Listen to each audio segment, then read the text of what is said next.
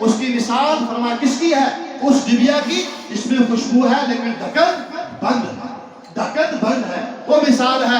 ہم میں سے بہت سارے لوگ جو ہے قرآن پڑھ لیتے ہیں، بہت سارے حضرات جو ہے قرآن سیکھ لیتے ہیں، لیکن پھر پڑھنے کا اہتمام نہیں ہے۔ کیوں نہیں ہے اہتمام؟ کیونکہ ہماری جو ہے رگوں میں گھس چکا ہے، ہماری جو ہے مزاج میں گھس چکا ہے۔ سال میں ایک بار لانا ہے ہمیں، جمع کر کے جو ہے برادری والوں کو، محلے والوں کو جمع کرنا ہے، اور کیا ایک بار جشن چڑھا کر لینا ہے، ایک بار چڑھاوے چڑھا دینے، اصل نیاز کر چھوڑی۔ ایک بار نیاز کرنے کا مطمئن ہو گئے مجھے اور کچھ کرنے کی ضرورت ہے۔ حالانکہ قرآن روزانہ پڑھنے کی چیز ہے، قرآن ہر دن پڑھنے کی چیز ہے، قرآن ہر صبح پڑھنے کی چیز ہے، قرآن ہر شام پڑھنے کی چیز ہے۔ صبح شام پڑھیے اس کو، یہ ایسا نہیں ہے اب اس کو بند کرے گھروں میں رکھ دے، مشروع میں رکھ دے، لیکن روزانہ پڑھیے۔ حضور علیہ السلام نے فرمایا جو شخص صبح میں سورہ یاسین پڑھتا ہے، جو شخص صبح میں سورہ یاسین پڑھتا ہے، دن بھر اللہ اس کی ضرورتوں کو پورا فرماتے ہیں، اللہ اس کے کفیل بن جاتے ہیں، ساری ضرورتیں اللہ اپنے ذمہ لے لیتے ہیں، تیری ضرورتوں کو پورا کرنا میرا کام ہے۔ کون پڑھتا ہے؟ آج تو صبح صبح اور کچھ پڑھا جاتا ہے، ہاں میسیجیں دیکھی جاتی ہیں، ہاں ان کو چیک کیا، واٹس ایپ کو چیک کیا جاتا ہے، کس نے کیا بھیجا میرے سونے کے بعد۔ قرآن کون پڑھے؟ فرمایا جو قرآن کو سورہ یاسین کو صبح پڑھے گا اللہ ساری ضرورتوں کو پورا کرنے کا انتظام فرماتے۔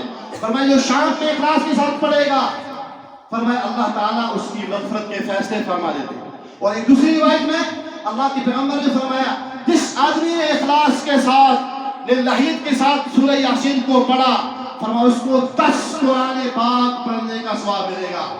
کتنا؟ 10 قرآن پاک۔ لیکن پڑھے کون؟ وقت کس کے پاس ہے؟ اس لیے ہم قرآن کی تلاوت کو اپنی زندگیوں کا حصہ بنائیں، صبح بھی اہتمام کریں، شام بھی اہتمام کریں۔ حضور نے کیا فرمایا؟ ایک موقع پر حضور تشریف لائے اور صحابہ سے فرمایا آؤ میں تمہیں قرآن پاک کا تہائی پڑھ کر سناتا ہوں۔ قرآن پاک کا ایک تہائی، 30 پارے ہیں، 10 پارے پڑھ کر بتاتا ہوں، تہائی ہی ہوگا۔ اب حضور علیہ السلام تشریف فرمائے، صحابہ موجود ہیں، آپ نے پڑھا قل هو اللہ احد اللہ الصمد لم یلد ولم یولد ولم یکن له کفوا احد۔ حضور نے یہ سورت پڑھی، سورہ اخلاص، آپ اندر چلے گئے اور صحابہ بیٹھے رہ گئے وہاں۔ اور تھوڑی دیر کے بعد، وقفے کے بعد حضور تشریف لائے۔ حضور نے فرمایا تم کیوں بیٹھے ہو یہاں؟ صحابہ نے عرض کیا اللہ کے رسول صلی اللہ علیہ وسلم آپ نے فرمایا تھا ہم تہائی قرآن پڑھیں گے، تو آپ نے ایک سورت پڑھی، آپ نے چلے گئے، آپ نے پڑھا ہی نہیں باقی۔ حضور نے فرمایا بھائی تہائی قرآن تو یہی ہے، جو ایک بار پڑھے گا 10 پاروں کا ثواب ملے گا، جو 3 بار پڑھے گا اس کو ایک قرآن کا ثواب ملے گا۔ لہذا قرآن کریم یہ سورت جو ہے اللہ کے بہت عظیم تحفہ ہے، لیکن کون پڑھے؟ جیسے حدیث میں ہے کہ جس آدمی نے سورہ ملک جو ہے رات کو سوتے وقت اپنی زندگی کا جو ہے مشغلہ بنا لیا پڑھنے کا، اللہ فرمایا اس کی جو ہے مغفرت کرے گا، اللہ قبر سے اس کو بچا کر رکھے گا۔ حضور نے فرمایا ایک سورت ہے جو 30 آیتوں پر کیا مشتمل ہے، جو اس کو پڑھ لے گا وہ اس کے لیے منجیہ ہے، قبر کے عذاب سے کیا دینے والی ہے؟ نجات دینے والی ہے۔ دوسری ایک روایت میں جس گھر میں سورہ واقعہ پڑھی جائے گی پر اس گھر میں کبھی فاقہ نہیں آئے گا، اس گھر میں کبھی فاقہ نہیں آئے گا۔ اس لیے وہ فرشتے خوشخبریاں جو سنا رہے ہیں کس کے لیے ہے؟ آپ کے لیے ہے، میرے لیے ہے، ہمارے معاشرے کے لیے۔ خوشخبریوں کے مستحق بنے۔ آج الحمدللہ اس ادارے نے ہمیں یہاں جمع کیا ہے، یہ اس ادارے کا احسان ہے، یہ اس ادارے کا احسان ہے، یہ اس کتاب کی طرف ہمیں متوجہ کر رہا ہے، یہ اس کتاب کے احکامات ہمارے سامنے بیان کیے اور کروائے گئے کہ یہ کتاب جو ہے الماریوں میں جو ہے رکھنے کی کتاب نہیں ہے، اس کو زندگی میں جگہ دیجئے، اس کو اپنے معاملات میں لائیے، اپنے عبادات میں لائیے، اپنے اخلاقیات میں لائیے، اپنے لین دین میں لائیے اس کتاب کو، اس کو پڑھیے، خود بھی پڑھیے، ہم گھر والوں کو بھی پڑھائیے، بیوی بچوں کو پڑھائیے، اپنی برادری کو پڑھائیے، جہاں تک آپ جا سکیں اس کو کوشش کیے۔ اللہ تعالیٰ نے اس علاقے میں جو ہے علماء کرام کی ایک بڑی جماعت عطا فرمائی ہے جن کو اللہ نے قبول کر لیا ہے امت تک اس پیغام کو پہنچانے کے لیے۔ انہیں حضرات میں ایک خوش قسمت جید عالم اور ہمارے علاقے کی بڑی شخصیت اور مولانا شفیع صاحب بھی ہیں جن کو اللہ نے قبول فرمایا۔ یہ اللہ کی طرف سے احسان ہوتا ہے، انتخاب ہوتا ہے۔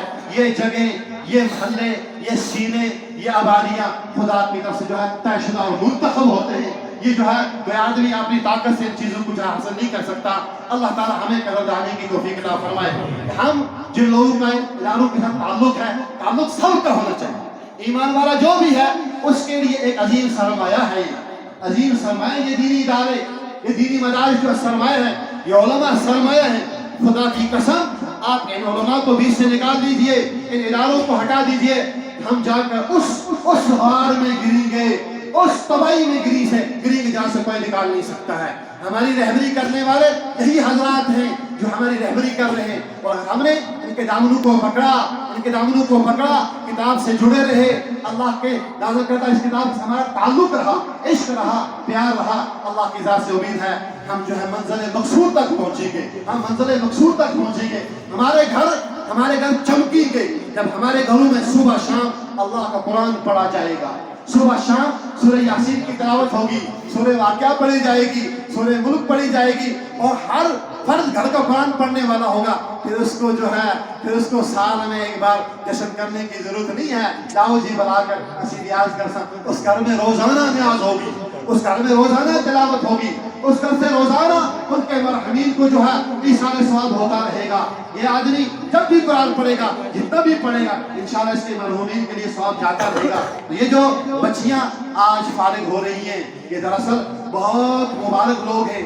ان کے اساتذہ، ان کے انتظام کرنے والے لوگ، ان کی تعلیم میں حصہ لینے والے لوگ، ان سے محبت کرنے والے لوگ، ان سے پیار کرنے والے لوگ، ان کے والدین، ان کی بستیاں، ان کے برادریاں، یہ سب قابل مبارک ہیں. اللہ تعالیٰ ان سب کو جو ہے قدردانی نصیب فرمائے، اس نعمت کے ساتھ مرتے دم تک جوڑے رکھے. اور یہ نعمت جو اللہ نے مجھے اور آپ کو عطا فرمائی ہے، خاص کر جن لوگوں کی بچیاں یہ دینی تعلیم پڑھ رہی ہیں یا فارغ ہو رہی ہیں، ان لوگوں کو بہت توجہ کی ضرورت ہے، بہت توجہ دینے کی ضرورت ہے. یہ خوشبو مولانا شفیع صاحب نے، ان علماء نے جو ہے آپ کے حوالے کر دی ہے. اب اس پر پہرا دینا باپ کا کام ہے، اس پر پہرا دینا ماں کا کام ہے، اس پر پہرا دینا اس کی برادری، اس کے کنبے، اس کے خاندان کا کام ہے. اگر آپ نے دیکھا نہیں، یہ قرآن بہت جلدی نکل بھی جاتا ہے. جیسے اونٹ اگر اس کو باندھی کے نہیں، وہ رسی سے نکل جائے گا، ہمارا اس سے کہیں زیادہ قرآن جو ہے چھوڑ بھی دیتا ہے. جہاں قدر نہیں ہوتی اس کی. یہ بہت غیرت مند کلام ہے. اللہ سب سے زیادہ غیرت مند، اللہ کے پیغمبر سب سے زیادہ غیرت مند، اور اس پیغمبر کو اترنے والی کتاب یہ دین بھی کیا ہے؟ غیرت مند ہے. یہ گھروں کو دیکھتا ہے، چینوں کو دیکھتا ہے، اور گھروں کو دیکھتا ہے، خاندانوں کو دیکھتا ہے. جہاں قدر ہوتی ہے وہاں دن بدن بڑھتا ہے، پھلتا ہے، پھولتا ہے. جہاں قدرداری نہیں ہوتی وہاں فوراً نکل جاتا ہے. پھر بدرم سلطان پور والا مسئلہ نہیں رہتا، اسی مولا آسد اگلے بھی مناسب نہیں اللہ نکال لیتے ہیں کہ تمہارے یہاں قدر نہیں کی، تم نے اس کی عظمتوں کو نہیں جانا، لہذا میری یہ کتاب، میرا یہ دین جو ہے تمہارے خاندان میں، تمہارے گھروں میں اب نہیں رہے گا. اللہ اس کے لیے اور انتظام فرماتے ہیں. ایسے گھروں کو، ایسے سینوں کو، ایسے خاندانوں کو، ایسے بستیوں کو ابھی سوچ بھی نہیں سکتا. اس لیے جن لوگوں کی بچیاں پڑھ رہی ہیں یا بچے پڑھ رہے ہیں، وہ اللہ سے دعائیں بھی کریں، اللہ سے مانگے بھی. یا اللہ، یہ آپ کا احسان عظیم ہوا ہے، آپ نے ہمارے گھروں میں، ہماری گودوں میں، ہمارے خاندان میں اپنی عظیم نعمت اتاری ہے. یا اللہ اس کی قدردانی نصیب فرما. اور جن لوگوں کے بچے بچیاں مدارس میں زیر تعلیم ہیں، خدا کی قسم یہ دل سے بات کہہ رہا ہوں، پتہ نہیں بہت سارے ہمارے علماء کو بری لگے گی، لیکن میں کہہ دیتا ہوں، میں نے بات چھپانی نہیں ہے. وہ یہ ہے، ہمارے بہت سارے حضرات، بچوں کے والدین جن لوگوں کے بچے مدرسوں میں پڑھتے ہیں، بچیوں کے والدین کہ داخل کرنے والے بھی بعض کے تو دوسرے ہوتے ہیں. کوئی نانا کرا دیتا ہے، دادا کرا دیتا ہے، چاچا کرا دیتا ہے، کوئی ماموں کرا دیتا ہے داخلہ. چلو اردا پھر جو داخلہ کریں، لیکن والدین جو ہیں جن کی اصل ذمہ داری ہے، بعض لوگ دعا والے دن بھی نہیں آتے. بعض لوگ جو ہے ہم نے دیکھا ہے، اس دن بچے کی دستار بندی ہو رہی ہے، والد صاحب کہیں ہو رہے ہیں. بچے کی دستار بندی ہو رہی ہے، والد صاحب آج بھی فرصت نہیں. بچی کی دستار بندی، اب دیکھنا یہاں بچی کی دستار بندی ہے، والد صاحب آج بھی فرصت نہیں، اس کو آج بھی چھٹی نہیں ملی. اس سے بڑی اور اس کی زندگی کوئی بہار ہو سکتی ہے؟ اس سے بڑا کوئی اور سرمایہ ہو سکتا ہے؟ اس لیے اساتذہ کے ساتھ اساتذہ رابطہ رکھیں. آپ کا بچہ کیا کر رہا ہے، آپ کی بچی کیا کر رہی ہے. ان بچیوں کی جو مائیں ہیں، ان کی جو بڑی بہنیں ہیں، وہ معلمات کے ساتھ رابطے میں رہے. ہماری بچی پڑھ کیا رہی ہے، کہاں پہنچی ہے، کتنا پڑھا ہے. بچے ہوتے ہیں، بعضوں کا دھوکہ بھی دیتے ہیں کہ آپ کی محنت ضائع نہ ہو جائے. اس لیے آپ رابطے میں رہیں اور ان اداروں کی خدمت کریں، ان کے ساتھ محبت رکھیں. آخری بات عرض کر رہا ہوں، آخری بات کہ حضرت نبی رحمت صلی اللہ علیہ وسلم جو استاذ ہیں، استاذوں کے استاذ ہیں، جن کو معلم کا لقب اللہ نے دیا ہے، جو استادوں کے استاد ہیں، اس پیغمبر کی ذات اقدس سے نکلنے والے علوم، اور اللہ نے جو ان پر علوم اتارے، ان سے شاگردوں کو نفع کب ملا؟ ان سے ان کے شاگردوں کو نفع کب ملا؟ جب ان شاگردوں نے جو ہے احترام میں، اکرام میں، توقیر میں جو ہے آپ نے دامن پھیلائے۔ پھر وہی پیغمبر، وہی استاد جو ہے وضو کر رہے، پانی جو ہے ان صحابہ کے ہاتھوں پر گرتا تھا۔ وہی پیغمبر اس استاد کے دعا دین جو ہے وہ نیچے کبھی نہیں گرا ہے، وہ کسی نہ کسی کے ہاتھ میں گرا۔ کیوں؟ اس لیے کہ انہوں نے احترام دیا، عزت دی۔ کیوں؟